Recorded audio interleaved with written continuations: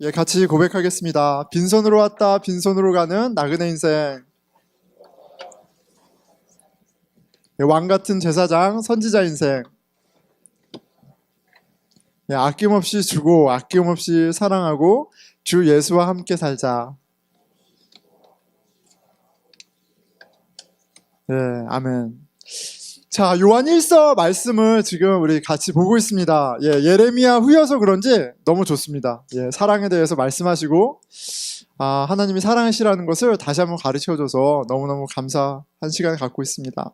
자, 요한 사도가 요한 복음, 요한 1서, 2서, 3서, 또 요한 계시록 이런 책들을 썼는데, 요한 사도는 사랑의 사도로 우리가 부르죠.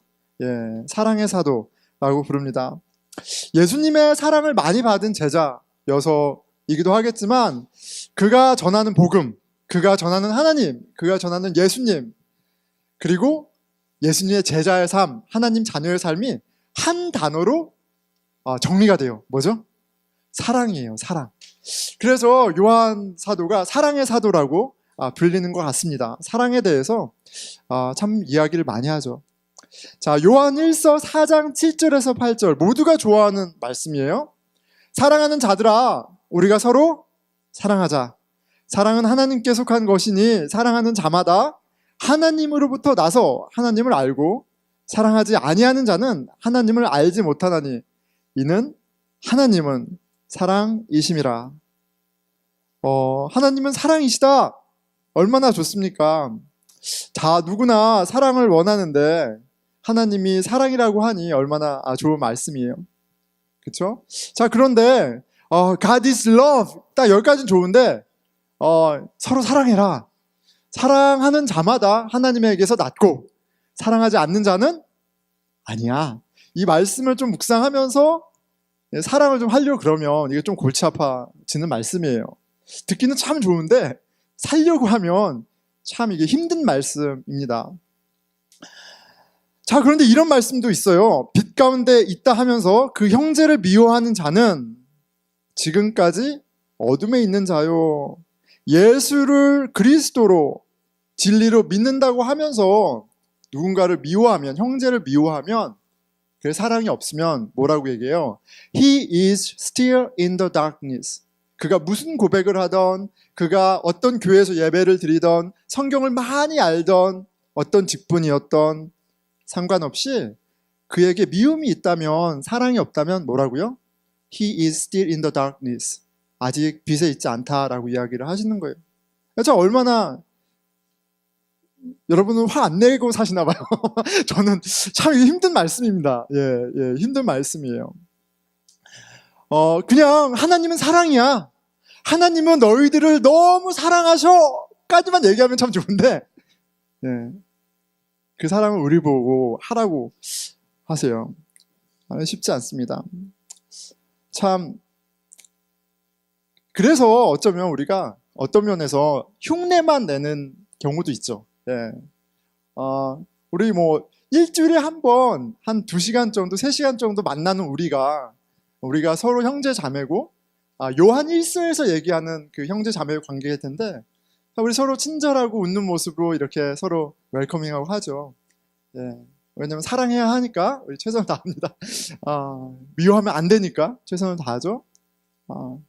이건 다행이에요. 그렇죠? 주중에 만나면 한번 싸울 텐데 안 만나잖아요. 왜냐하면 우리가 삶 가운데 만나는 가족들, 그렇죠? 직장에서 우리가 무엇을 발견하나요? 사랑이 많아요? 하나도 안 묘하나요? 어떠세요? 사랑하라. 하나님이 사랑이시니까 사랑의 자녀면 사랑하라. 이 말씀이 참 괴로운 말씀이에요. 괴로운 말씀이에요. 저는 그렇습니다. 참 괴로운 말씀이에요. 그래서 우리가 신앙생활을 하나님의 말씀에 따라 하기보다는 우리가 만들죠. 전통을 만들고 틀을 만들어요. 이게 좋은 신앙생활이야 라고 리스트를 만들고, 이 정도만 하면 그래도 사랑하는 거야. 하나님 사랑하는 거고 잘하는 거야. 일주일에 한번 예배 나오고 헌금하고 봉사하고 전도사 되고 성경, 이렇게 리스트를 하면 그래도 하는 거야 라고 하나님의 플랜과 하나님의 역사하심을 이렇게 딱 제약을 하죠. 그런데 오늘 우리에게 하시는 말씀에 좀 집중하면 좋겠어요. 하나님은 우리 삶 가운데 사랑하라고 하세요. 예, 목사되라고 하시는 게 아니라 사랑하라고 하세요. 자, 미워하는 형제 자매가 있다면, 분노한다면 아니야, 진리를 믿는 것이 아니야. 스스로 속이는 거야 말씀하세요. 자, 오늘 말씀을 통해서 진리 안에, 빛 안에 사는 것이 무엇인지 가르쳐 줍니다. 그런데 오늘 요한 사도가 가르쳐 주는 빛 가운데서의 삶은 죄로 고백하는 거예요. Confess our sins. 서로 사랑하는 그 사랑 이전에 실은 1장에 이 죄의 고백에 대해서 할애하고 있다. 이 부분을 우리가 좀 주목해 봤으면 좋겠어요. 요한 사도 사랑, 서로 사랑, 하나님 사랑 그 이전에 이 죄의 고백에 대해서 얘기한다는 걸 좀 보면 좋겠습니다. 자, 진리 안에 사는 삶의 첫 걸음은 죄의 고백입니다. 내 영혼의 잔에 가득했던 자아, 욕심이 비워지고 내 잔을 채우시는 하나님의 은혜를 맛보아야 우리가 실은 사랑할 수 있잖아요. 사랑하려고 애쓰기보다 누군가를 섬기려고 빅 나이스 하려고 노력하기보다 나이스하지 않은 어그러진 내 모습, 사랑 없음을 보고 아파하고 애통해하는 그 은혜가 먼저 필요하다는 것을 오늘 말씀을 통해서 가르쳐 주시는 것 같아요. 자, 진리 안에 사는 것은 어둠과 separate, 결별하는 것이다. completely separate 하는 것이다. 이렇게 오늘 말씀에 이야기합니다. 5절이죠. 우리가 그에게 듣고 너희에게 전한 소식은 이것이니 곧 하나님은 빛이시라. 그에게는 어둠이 조금도 없으시다는 것이라. 예, God is light and in him is no darkness at all. 진리신 하나님을 빛으로 비유해요. 빛하고 어둠은 같이 있을 수가 없습니다. 밤에는 빛이 없죠. 그런데 해가 뜨면 어둠이 사라집니다. 오늘 유난히 빛이 참 너무 예뻐요. 빛이 들어오면 가득했던 어둠이 사라집니다. 빛과 어둠은 같이 양립하지 못해요. 진리와 비진리는 같이 양립할 수 없어요. 우리가 진리를 안다면, 진리 안에 있다면 우리가 어둠을 행할 수가 없어요. 어둠의 삶을 살 수가 없어요. 예, 말씀은 그대로 이야기하는 겁니다. 만일 우리가 하나님과 사귐이 있다고 하면서 어둠에 행하면 거짓말을 하고 진리를 행하지 아니함 이거니와. 하나님과 사귄다고 하지만, 우리가 빛 가운데 있다고 하지만 실제 삶 가운데 어둠의 행위가 있다면 그것은 거짓말이다, 라이다 이렇게 얘기하는 거예요. 어려운 말 없습니다. 그렇죠? 왜 거짓말입니까? 빛이 있는 곳에 어둠이 있을 수 없기 때문에 그래요.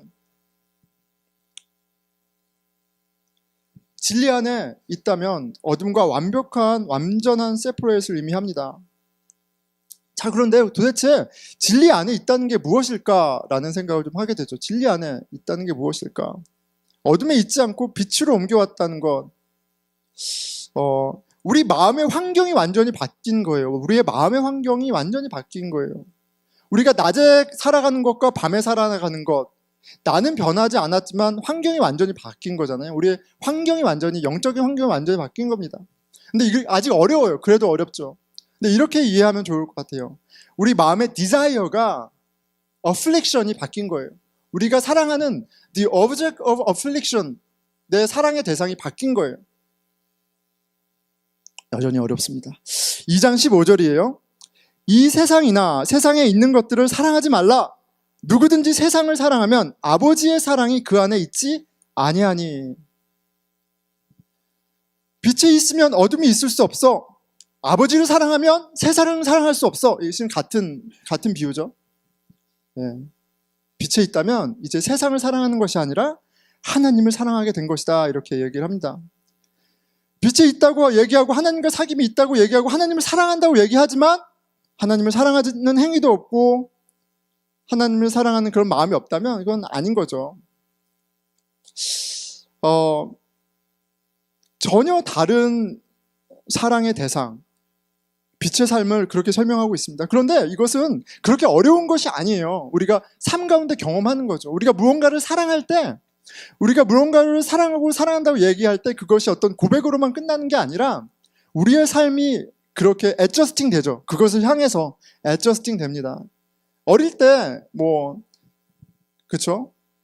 저는 그게 먼저 생각나더라고요. 구슬, 딱지 이런 것들이 생각나요. 어릴 때는 더 많은 구슬을 얻기 위해서 내지는 다양한 딱지를 얻기 위해서 포켓몬 카드인가요? 뭔가요? 무엇이 됐든 어릴 때는 그게 한번 꽂히면 거기에 어플릭션이 있으면 그걸 얻기 위해서 연습도 하고 엄마를 쪼르기도 하고 모든 행동들이 따라오죠. 그런데 커서 그 대상이 바뀌면 그 대상에 따라서 삶이 바뀌어요. 옛날엔 딱지였는데 지금 뭐예요? 차, 학교, 집, 무엇이 되었던 이거 바뀌죠. 그러면 그것을 얻기 위해서 우리가 그 사랑의 대상을 이루기 위해서 모든 행동이 거기에 맞춰집니다. 제가 미국에 와서 참 다양한 사람을 만나는데 보스턴에 참 뛰어난 분들이 많으세요. 근데 제가 처음 랭귀지 스쿨 왔을 때 만났던 분들 중에 한 분이 너무나 인상적이어서 기억이 납니다. 그분 딸이 NEC라는 클래식 스쿨이죠. 거기에 좀 쉽지 않은데 전부 장학금을 받고 왔어요. 그만큼 이제 첼로를 잘 하는 거죠. 그렇게 왔는데 그 아버지가 참 대단하세요. 부모님이 항상 이렇게 열심히 없으면 그런 일들이 진짜 어렵죠. 근데 그 아버님이 이런 얘기를 하세요. 본인이 음악과 친숙한 집에서 자라난 분이 아니에요. 그런데 한 번은 한 70년대쯤 되겠죠. 이렇게 지친 몸을 끌고 버스를 탔는데 버스에 앉아서 눈을 감고 있는데 라디오에서 음악이 들리더래요. 한 번도 들어보지 못했던 선율이 들린 거예요. 근데 그게 첼로였던 거예요. 그 첼로라는 걸 안 거예요. 근데 이분이 그 첼로에 완전히 꽂혔어요. 그래서 그 딸을 첼리스트를 만든 거예요. 예, 전혀 감흥이 없나요? 뭔가를 사랑하면 삶을 다 들여서 드라이브에 가는 거예요. 그렇기 때문에 빛이 있다면, 하나님을 사랑한다면 어둠의 행위가 있을 수 없는 겁니다. 그런데 빛에 있다라고 얘기하면서도 어둠의 행위가 있다면 그건 실은 거짓말이라는 얘기죠. 그런데 이것이 마치 우리가 사랑하는 대상이 바뀌면 우리의 삶이 거기에 애저스팅 되는 게 마치 우리 인생의 주인이 또 바뀌는 것처럼 보입니다. 거기에 우리가 다 이제 순종하면서 따라가잖아요. 참 그런 면에서 예수님이 하신 말씀이 참 맞죠. 마태복음 6장 24절이에요. 한 사람이 두 주인을 섬기지 못할 것이니 혹 이를 미워하고 저를 사랑하거나 혹 이를 중히 여기고 저를 경히 여김이라. 너희가 하나님과 재물을 겸하여 섬기지 못하느니라. No one can serve two masters, for either he will hate the one and love the other, or he will be devoted to the one and despise the other. You cannot serve God and money. 빛과 어둠이 양립할 수 없습니다. 우리의 마음이 이것도 요만큼 사랑하고 저것도 저만큼 사랑하는 게 아니에요. 하나를 사랑하면 완전히 하나를 사랑하게 되어 있어요. 내가 하나님을 사랑하는데 돈이 방해가 되면 돈을 가볍게 여기고 데스파이즈 할 수 있게 되는 거예요. 자, 그런데 이 말은 오해하지 마십시오. 돈이 필요 없다 이 얘기하는 건 아니에요. 우리 돈 필요하죠. 먹고 사는데 렌트비 내는데 돈이 필요하죠. 그런데 필요를 채우기 위해서 돈을 버는 거하고 돈을 사랑하기 때문에 더 그것이 나의 가치가 되고 모든 것이 되는 건 전혀 다른 겁니다. 하나님을 사랑하고 우상을 사랑하고 같이 할 수 없어요. 빛 안에 있고 어둠 안에 있고 같이 할 수 없습니다. Either you hate the one and love the other. 어려운 게 아니에요. 저는 정말 하나님 사랑하는데 그런데 잘 모르겠어요. 그거는 이제 하나님을 잘 만나야 된다는 반증이 될 수 있습니다. 자, 그런데 되게 아이러니컬하게도 우리가 진리 안에서 첫 번째 발견하는 것이 하나님에 대한 사랑이 없다는 것이에요. 8절입니다. 만일 우리가 죄가 없다고 말하면 스스로 속이고 또 진리가 우리 속에 있지 아니할 것이요. 이게 바로 전에 얘기했던 스테이트먼트과 컨트래스팅 돼요. 너희가 if you are in the light 그러면 darkness가 없어야 돼 라고 얘기하는데, 너가 빛 안에 있다고 하면서도 darkness가 없다고 얘기하면 하나님을 속이는 거다 이렇게 얘기를 해요. 모순되죠. 그런데 우리가 빛 안에 있기 때문에 그게 오히려 그 빛이 우리로 하여금 우리의 죄를 드러나게 하는 거예요. 그리고 여기서 말하는 빛의 행위는 그렇기 때문에 이 죄를 recognize하고 고백하는 것이 되는 거예요. 내 안에 죄를 깨닫는 것이 빛 가운데 살고 있다는 증거가 됩니다. 그리고 죄의 고백은 하나님의 은혜를 받는 유일한 조건이기도 해요. 죄를 고백하는 자들에게 하나님은 당신의 한량없는 은혜를 부어주신다고 말씀하세요. 이어서 9절이죠. 만일 우리가 우리 죄를 자백하면 그는 미쁘시고 의로우사 우리 죄를 사하시며 우리를 모든 불의에서 깨끗하게 하실 것이요. If we confess our sins, He is faithful and just to forgive us our sins and to cleanse us from all unrighteousness. 만일 우리가 범죄하지 아니하였다 하면 하나님을 거짓말하는 이로 만드는 것이니 또한 그의 말씀이 우리 속에 있지 아니하니라. 요한은 진리 안에 있는 모든 이들이 영원한 생명을 누리게 하기 위해 이 편지를 썼다고 말합니다. 2장 1절이에요. 나의 자녀들아, 내가 이것을 너희에게 쓰면 너희로 죄를 범하지 않게 하려 함이라. 만일 누가 죄를 범하여도 하나님 앞에서 우리에게 대언자가 있으니 곧 의로우신 예수 그리스도시라. 그는 우리 죄를 위한 화목 제물이 되셨으니 우리만 위할 뿐이 아니라 온 세상의 죄를 위하심이라.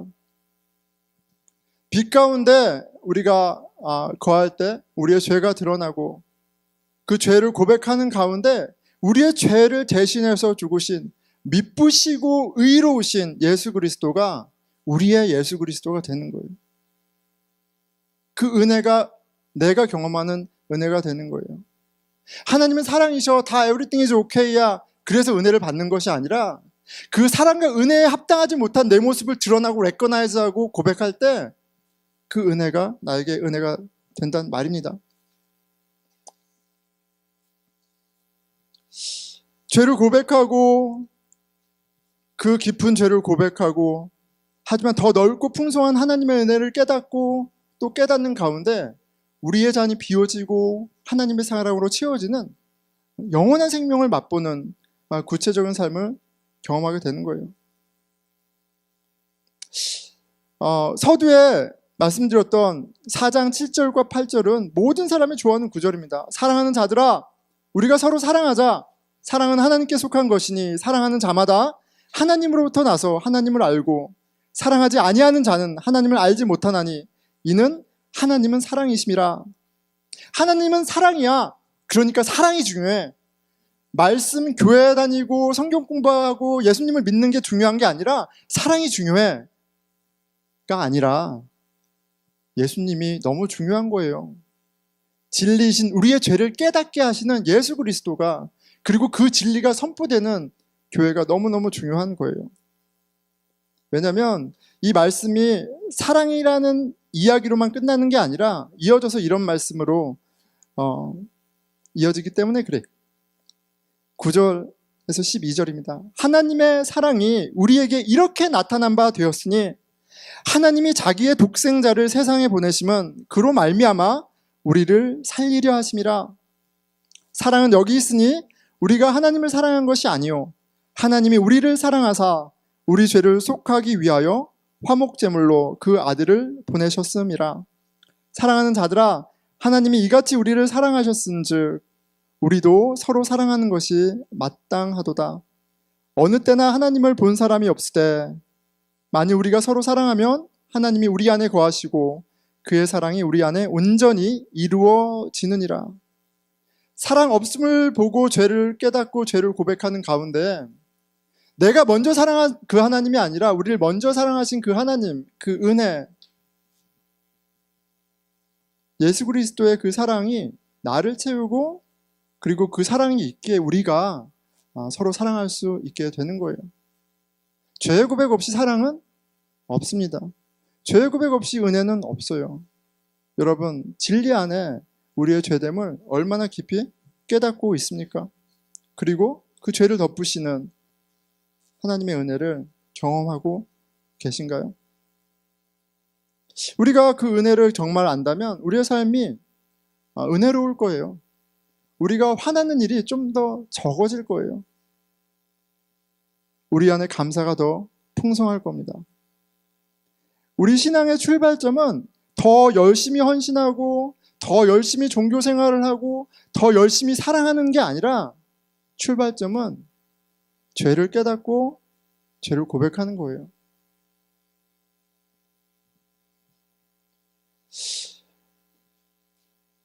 예수님의 이야기 중에 다양한 이야기가 있는데 이 죄와 관련돼서 예수님이 우리에게 레슨 주시는 이야기가 있습니다.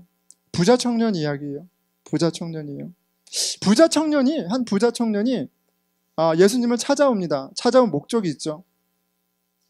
예수님, 무엇을 해야, 어떤 선행을 해야 영원한 생명을 얻을 수 있습니까?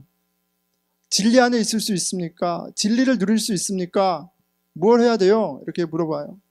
근데 예수님께서 본문에 보면 계명을 지켜라 이렇게 얘기하시는데 그냥 그렇게 얘기하시면 심플하죠. 이걸 더하면 되는구나. 심플할 텐데 예수님이 그 전에 이런 말씀을 하세요.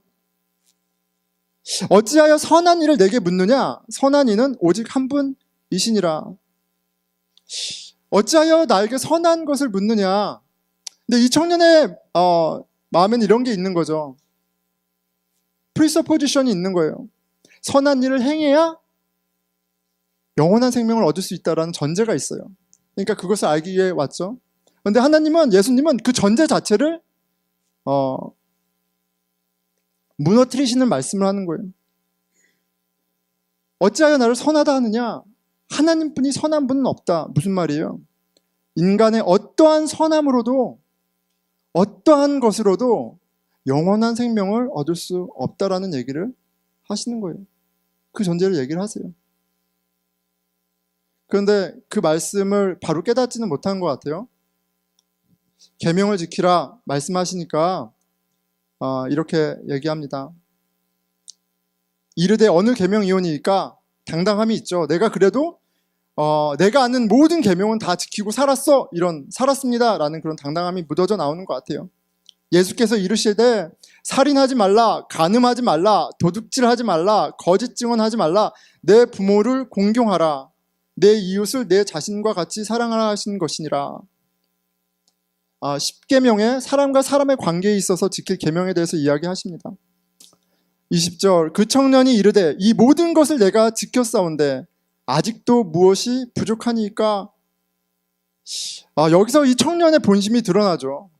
영생을 어떻게 얻습니까? 라는 질문보다도 이 정도면 영생을 얻기에 누리기에 충분한 삶을 살고 있지 않습니까?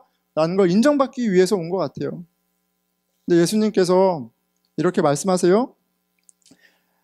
예수께서 이르시되 내가 온전하고자 할진대 가서 내 소유를 팔아 가난한 자들에게 주라. 그리하면 하늘에서 보화가 내게 있으리라. 그리고 와서 나를 따르라 하시니 부자들에게 모든 것을 다 팔아 가난한 자에게 주라 라는 명령으로 적용하기보다는 이 부자 청년, 이 세상에 부족할 것이 없는, 세상에서 뿐만 아니라 종교적인 부분에서도 부족할 것이 없는 이 청년에게 그에게 정말 무엇이 문제인지 가르쳐주고자 하는 예수님의 의도를 좀 봤으면 좋겠어요. 너에게 하나님 사랑이 있느냐? 너가 영원한 생명을 구하고 하나님을 사랑하고 하나님 순종한다고 하지만 그렇다면 모든 것을 버리고 나를 따를 만한 하나님의 사랑이 있느냐? 요청할 때 22절이죠. 그 청년이 재물이 많음으로 이 말씀을 듣고 근심하여 가니라. 예수님이 이 청년에게 가르쳐 주신 게 뭐예요?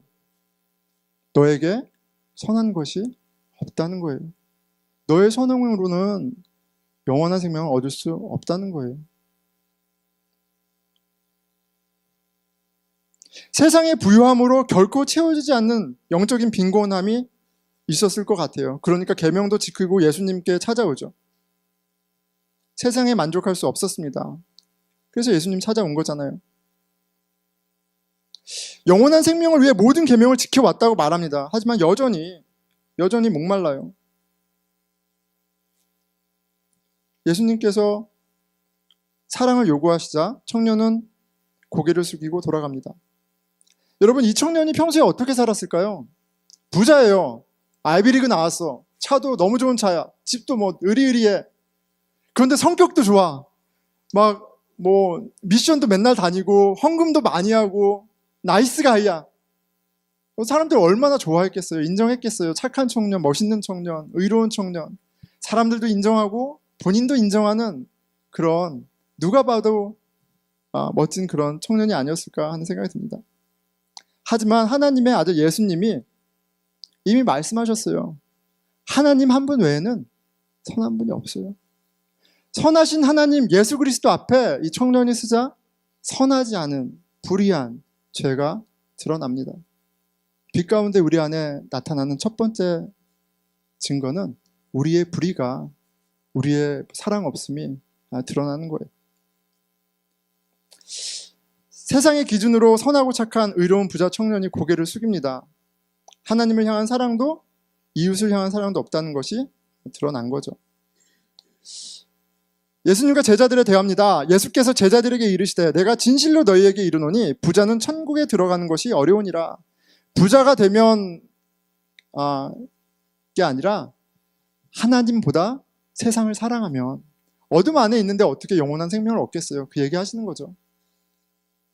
세상을 사랑하면 안 된다. 세상이 너의 디자이어면 안 된다 얘기하시는 거예요. 24절, 다시 너희에게 말하노니 낙타가 바늘귀로 들어가는 것이 부자가 하나님의 나라에 들어가는 것보다 쉬우니라 하시니. 좀 설명이 더 필요하셨던 것 같아요. 부자가, 세상을 사랑하는 자가 영원한 생명 얻는 것은 정말 어려워. 근데 잘 못 알아듣는 것 같으니까 다시 설명해 주세요. 비유로. 낙타가 바늘귀로 들어가는 것만큼이나 어려워.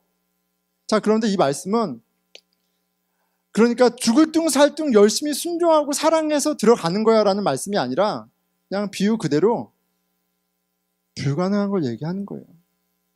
불가능한 것을 얘기하는 겁니다.